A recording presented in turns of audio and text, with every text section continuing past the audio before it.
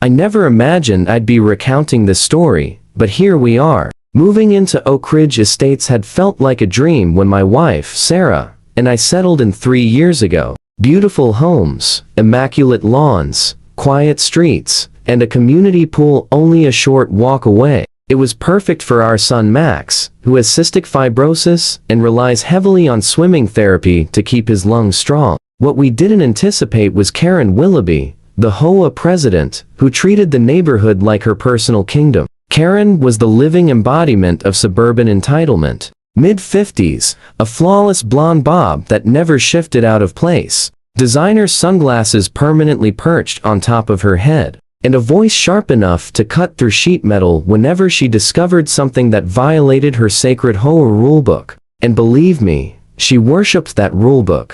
I swear she slept with the bylaws under her pillow. The regulations are what preserve our property values, she would lecture at monthly meetings, speaking slowly as if explaining basic arithmetic to toddlers. Without proper enforcement, this community would descend into chaos. My first encounter with Karen was relatively harmless. I had installed a small ramp at our front entrance to help Max on days when his equipment made it difficult to navigate the steps. The contractor assured me it complied with all city codes. But that didn't stop Karen from strutting up our driveway early one Saturday morning. Clipboard clenched in her hand like a weapon. "Excuse me," she said, her tone sugary in a way that clearly wasn't sincere. "I don't recall the Architectural Review Committee approving this modification."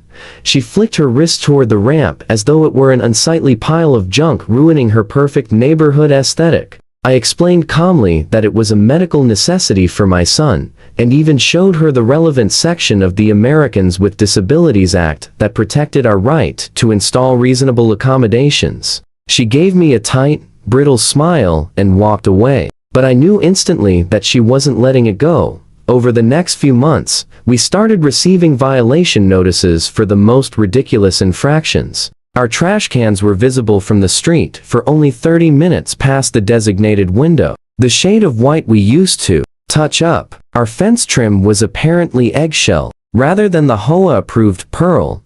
Personal favorite was when she cited us for excessive medical equipment, visible through windows, referring to Max's nebulizer sitting on a table in our living room. I contested every violation with meticulous detail, citing statutes, regulations, and case law where applicable. I'm not a lawyer, but as an engineer, I excel at breaking down complicated systems and understanding them inside and out. Karen despised being challenged, especially by someone who seemed to know the rulebook almost better than she did. Things escalated dramatically when we installed a small backup generator for Max's medical equipment. Our area experiences intermittent power outages, and we couldn't risk his treatments being interrupted. We followed every city guideline, kept it screened behind a decorative lattice, and the unit was remarkably quiet when running. Yet somehow, Karen, with her supernatural ability to detect any imperceptible change within a 5-block radius, showed up less than 24 hours after the installation. Generators are expressly prohibited under Section 7.3 of our covenants, she declared, arms folded stiffly across her chest. It's an eyesore, and the noise disrupts everyone's quality of life.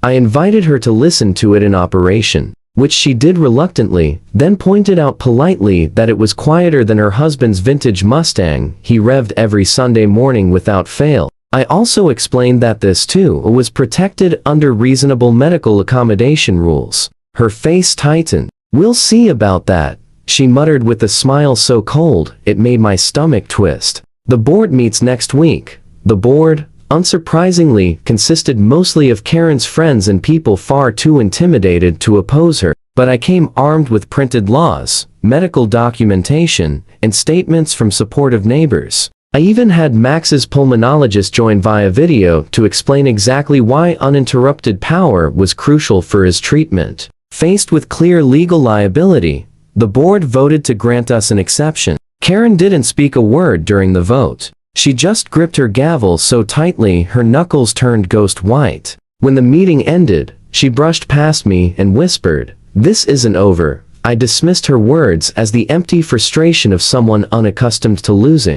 That was a mistake. The following month, we took Max to visit his grandparents for the weekend, leaving on Friday and returning late Sunday. As soon as we pulled into the driveway, I noticed something was wrong. The generator was gone. At first, I assumed it had been stolen by random thieves. But when I checked our security cameras, the truth was far more disturbing. At exactly 7:15 on Saturday morning, Karen appeared on the footage, directing two men in unmarked coveralls as they disconnected and hauled away our generator. She stood with her clipboard, pointing, gesturing, and checking her watch repeatedly, as if she had scheduled the entire operation with military precision. The men loaded it onto a truck and pulled away, while Karen stood there watching, a smug, satisfied smile stretching across her face. I was furious. This wasn't petty harassment anymore, it was the outright theft of medical equipment. Equipment worth over $2,000, but more importantly, equipment that ensured my son's therapy wouldn't be disrupted during a power outage.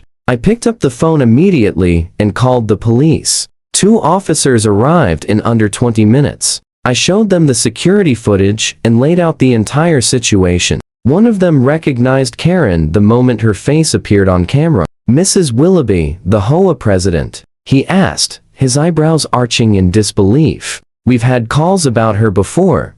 They took my statement, copied the footage, and explained that because the generator's value exceeded $1,000, the crime qualified as grand larceny, a felony in our state. They assured me they would deal with it promptly, and suggested I contact my insurance company in the meantime. Less than an hour later, I found myself standing at our living room window, watching as a police cruiser rolled to a stop in front of Karen's pristine colonial home 3 doors down. The officers talked with her on the porch for several minutes. Even from a distance, I could see her posture shift, her usual haughty confidence dissolving into visible worry. She gestured wildly, no doubt spinning some elaborate excuse about enforcing HOA rules. The next morning, Monday, I was working from home when loud voices outside caught my attention. I looked out just in time to see Karen being escorted to a waiting police car, her hands cuffed behind her back. The officers weren't rough, but it was clear they weren't buying her version of events. Neighbors poured out of their homes, staring in stunned disbelief as the self-appointed queen bee of the HOA was guided into the back seat of the cruiser. My phone buzzed non-stop with texts from neighbors who had seen the spectacle firsthand. Apparently, when questioned further, Karen refused to reveal where she had taken our generator, insisting she had full authority as HOA president to remove it. That refusal escalated the situation from a civil dispute to criminal obstruction. Later that afternoon, Detective Rivera followed up with me, explaining what they had uncovered. Karen had hired a landscaping crew to remove the generator, claiming she was authorized by the homeowner. She then had it transported to her brother-in-law's warehouse in the next county. "We've recovered your property," Detective Rivera told me with a small, satisfied smile. "It appears undamaged. Mrs. Willoughby has been charged with grand larceny,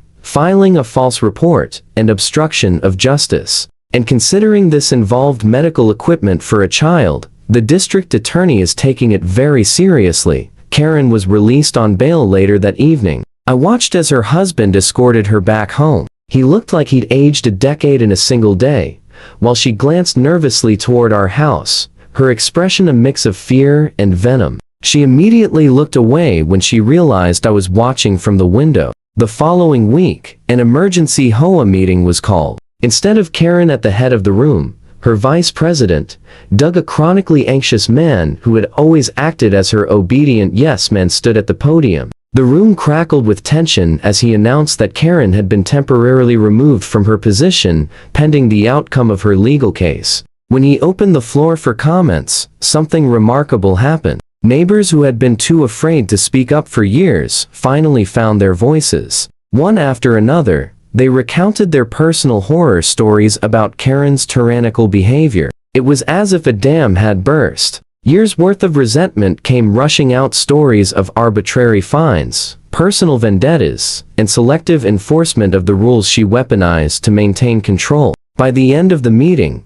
a formal motion had been made to permanently remove Karen from the board. The vote wasn't even close, overwhelmingly in favor of her removal. As Doug counted the final votes, Karen, who had been sitting silently in the back of the room, shot to her feet. "You can't do this," she shouted, her voice trembling with rage. "I've given 8 years to this community. I've kept your property values high. I've protected the integrity of this neighborhood." Her voice cracked as she scanned the room, desperately searching for even a flicker of sympathy. She found none. "This is all your fault," she suddenly shrieked, jabbing her finger at me. "You and your special needs and special exceptions and special equipment." Her husband tried to usher her toward the door, but she jerked away from him. The room fell into an uncomfortable silence as mascara streaked down her cheeks. "Do you have any idea what this will do to my real estate business?" she choked out. "Who's going to list their home with someone facing felony charges?"